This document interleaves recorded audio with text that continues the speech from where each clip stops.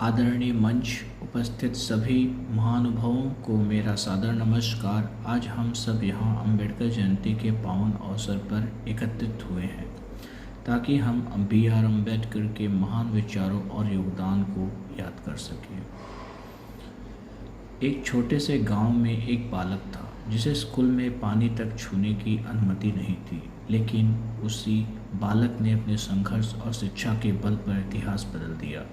वह बालक थे B.R. अम्बेडकर। शिक्षित बनो, संगठित रहो, संघर्ष करो, यह अमर संदेश है B.R. अम्बेडकर का। आज अम्बेडकर जयंती के अवसर पर हम उनके जीवन और विचारों को नमन करते हैं। प्रिय साथियों, जब समाज में अन्याय और भेदभाव अपने चरम पर था, तब एक महान व्यक्ति ने आवाज़ उठाई समानता, न्याय और अधिकारों के लिए। वह महान व्यक्ति थे B.R. अम्बेडकर।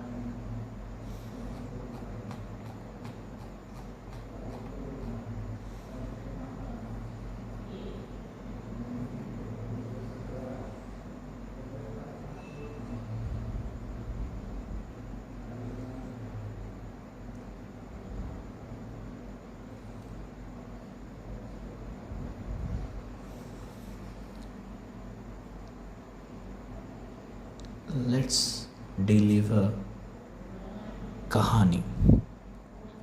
प्रिय साथियों, आज मैं आपको एक ऐसे बालक की कहानी सुनाने जा रहा हूँ जो समाज की बेड़ियों में जकड़ा हुआ था, लेकिन उसने अपने संघर्ष से इतिहास बदल दिया। यह कहानी है भीमराव की। एक छोटे से गांव में जन्मा एक बालक जिसे स्कूल में पानी तक छूने की अनुमति नहीं थी। वह प्यासा बैठा रहता था क्योंकि उसका छूना अछूत माना जाता था। सोचिए, जहाँ शिक्षा मंदिर होनी चाहिए वहीं उसे अपमान का सामना करना पड़ा, लेकिन उस बालक ने हार नहीं मानी। वह रोज़ खुद से कहता, मैं पढ़ूंगा, आगे बढ़ूंगा और इस अन्याय को ख़त्म करूंगा। वह दिन रात पढ़ता रहा और एक दिन वह बालक कोलंबिया यूनिवर्सिटी और लंदन स्कूल ऑफ इकोनॉमिक्स जैसी बड़ी संस्थाओं को से पढ़कर लौटा। अब वह सिर्फ भीमराव नहीं था, वह बन चुका था डॉक्टर भीमराव अम्बेडकर। उसने सिर्फ अपने लिए नहीं बल्कि करोड़ों लोगों के लिए संघर्ष किया। उसने समाज को बराबरी का अधिकार दिलाने के लिए लड़ाई लड़ी। और फिर आया वह ऐतिहासिक दिन जब उसने भारत के संविधान को रचने में सबसे बड़ी भूमिका निभाई। एक ऐसा संविधान जो हर नागरिक को समानता, स्वतंत्रता और न्याय का अधिकार देता है। प्रिय मित्रों, डॉक्टर अम्बेडकर की कहानी हमें सिखाती है कि चाहे हालात कितने भी कठिन क्यों न हों, अगर आपके अंदर हिम्मत और शिक्षा की शक्ति है तो आप दुनिया बदल सकते हैं। आज हमें उनसे यही सीख लेनी है, शिक्षा को अपना हथियार बनाएं, अन्याय के खिलाफ आवाज़ उठाएं और एक समान न्यायपूर्ण समाज का निर्माण करें। अंत में मैं बस इतना कहना चाहता हूँ, अगर हम इस सच में डॉक्टर अम्बेडकर को सम्मान देना चाहते हैं तो हमें उनके विचारों को अपने जीवन में अपनाना होगा। जय भीम, धन्यवाद। रिवॉल्यूशन। प्रिय साथियों, कभी कभी इतिहास में ऐसे पल आते हैं जब सब कुछ बदल जाता है, जब एक चिंगारी आग बन जाती है और वही आग बनती है रिवॉल्यूशन। कभी कभी भी कोई इंसान उठता है जो समाज के नियमों को चुनौती देता है। ऐसे ही एक इंसान थे B.R. अम्बेडकर।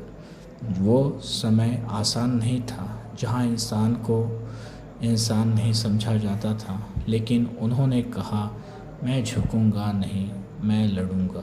और यही सोच बनी एक रिवॉल्यूशन। रिवॉल्यूशन हमेशा तलवार से नहीं होती, कभी कभी एक किताब से होती है, कभी एक विचार से होती है और कभी एक आवाज़ से होती है। जब B.R. अम्बेडकर ने शिक्षा को अपना हथियार बनाया तो वह सिर्फ अपनी किस्मत नहीं बदल रहे थे बल्कि पूरे देश का भविष्य लिख रहे थे। प्रिय मित्रों, रिवॉल्यूशन हर दिन नहीं होता, कभी कभी ही आता है, लेकिन जब आता है तो हमें यह तय करना होता है हम दर्शक बनेंगे या बदलाव का हिस्सा। आज ज़रूरत है कि हम अपने अंदर की उस चिंगारी को पहचानें और सही के लिए खड़े हों, क्योंकि कभी कभी ही मिलता है मौका इतिहास बदलने का। धन्यवाद। जय भीम। प्रिय साथियों, आज के टाइम में आर्टिफिशियल इंटेलिजेंस के दौर में किताबों का इवोल्यूशन, समय बदल रहा है और उसके साथ बदल रही है हमारी किताबें भी। एक समय था जब ज्ञान केवल ताड़पत्रों और हस्तलिखित पांडुलिपियों में सीमित था। फिर आया जोहानस गुटेनबर्ग का युग, जिसने प्रिंटिंग प्रेस के माध्यम से ज्ञान को आम लोगों तक पहुंचा दिया। यह था किताबों का पहला बड़ा इवोल्यूशन। इसके बाद डिजिटल युग आया, जहां किताबें कागज़ से निकलकर मोबाइल और कंप्यूटर में आ गई। ई बुक्स, ऑडियो बुक्स और ऑनलाइन लाइब्रेरी ने ज्ञान को और अधिक आसान बना दिया।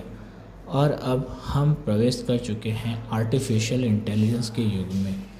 एआई अब सिर्फ किताबें पढ़ने का माध्यम नहीं है, बल्कि यह किताबों को समझने, लिखने, पर्सनलाइज करने की क्षमता भी रखता है।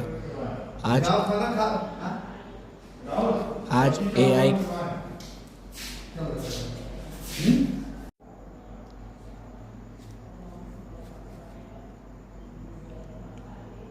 इसके बाद डिजिटल युग आया, यह जहां किताबें कागज़ से निकलकर मोबाइल और कंप्यूटर में आ गई। ई बुक्स, ऑडियो बुक्स और ऑनलाइन लाइब्रेरी ने ज्ञान को और अधिक आसान बना दिया।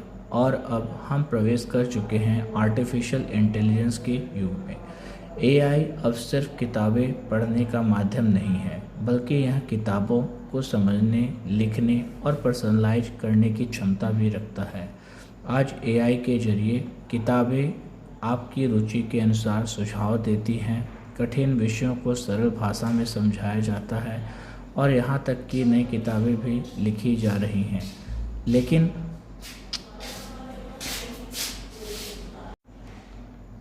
लेकिन दोस्तों, क्या इसका मतलब यह है कि पारंपरिक किताबें खत्म हो जाएंगी? नहीं, क्योंकि किताबें केवल जानकारी का स्रोत नहीं है, वे हमारी संवेदनाओं, कल्पना और अनुभवों का संसार है।